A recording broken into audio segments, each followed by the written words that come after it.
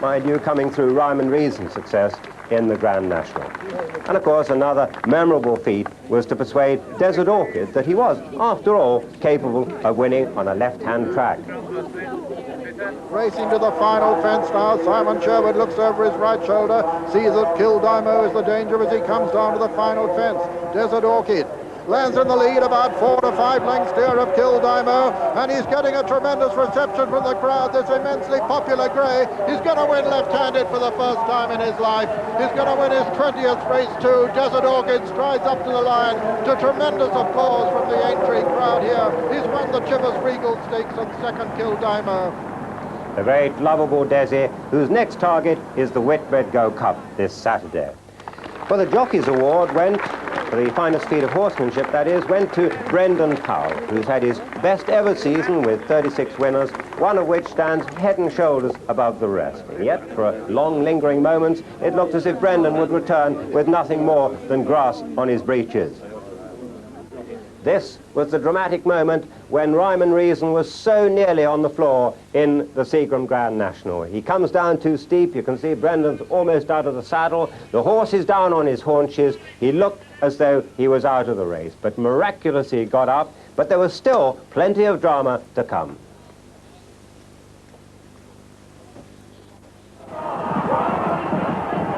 At the last, it's Durham Edition and Chris Grant who've come to take it up from Rhyme and Reason. Durham Edition lands in the lead.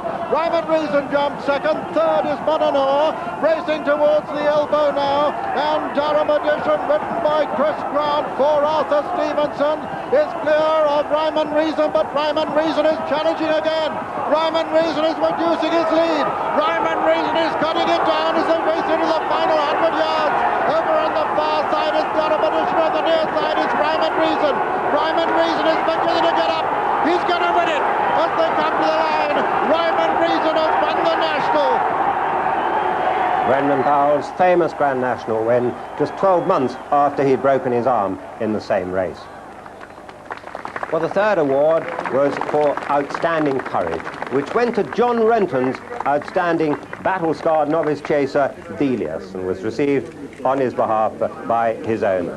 Trainer Richard Lee did wonders to get him through his races this year, all of which he won, notably the Champagne Mum novices chase at Liverpool.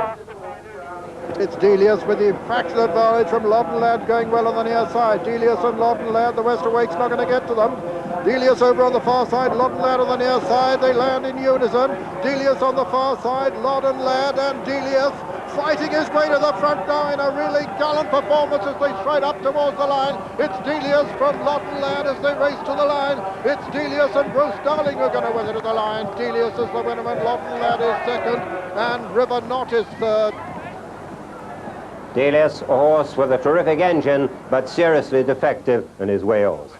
Well, the final award was for services to racing. What a cheer it produced. Fulke Walwyn, the grand old man of jumping, now in his 78th year, receiving the award in recognition of his outstanding contribution to national hunt racing. The race with which he is perhaps most closely associated is the Hennessy Cognac Go Cup, a race he won a remarkable 7 times.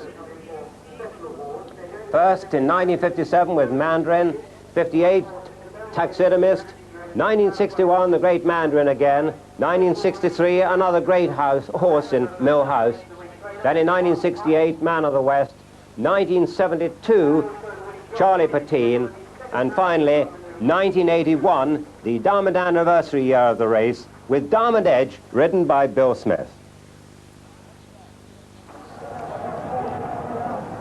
And it's Diamond Edge, 11 stone 10 top weight with the advantage now as they come to the final fence. Diamond Edge from Shady Deal on the far side. Political Pop coming there very strongly over the last. Diamond Edge lands in the lead from Political Pop and a follow there, Leslie Ann, and racing into the closing stages. It's Diamond Edge from Political Pop. And a big weight difference here, 18 pounds. Diamond Edge from Political Pop, and Diamond Edge is holding Political Pop. And Fulke Walwyn wins his 7th Hennessy at the line. Diamond Edge has won it. Political Pop is second and third straight. Jocelyn 4 came Shady Deal. No, a great day and a great man. Yes, he's quite an extraordinary man. I mean, genius and words like that don't really describe him. He's got a most uncanny feel for his horses. And his training feats, as we know, they go on forever. I mean, they're fantastic. But he's really most marvellous at producing a good horse on the day. You can save a horse for years and produce it just right. Diamond Edge, when he won the Hennessy, hadn't had a run that year, carried top weight, but he was absolutely spot on the day. You rode for him for 10 years, so was he, by and large, an easy man to get on with, to live with? The first year took a bit of getting to know him. I did ask Stan Mellor, who had ridden for him for quite a while, you know, the best way of getting to know him, and he said, I haven't found out yet. So he said, speak to Willie Robinson. I spoke to Willie Robinson, he didn't know. But after 10 years, I think we got on fairly well. We never had a cross word with each other. He had plenty of cross words with me, and I never got a chance to have one back at him. He was always one-sided. But a very fair man, very, very loyal. And if he did do something wrong, you certainly knew about it. But the next day, it was all forgotten. Great champion trainer. We've now got with us a great champion jockey. That's Peter Scudamore.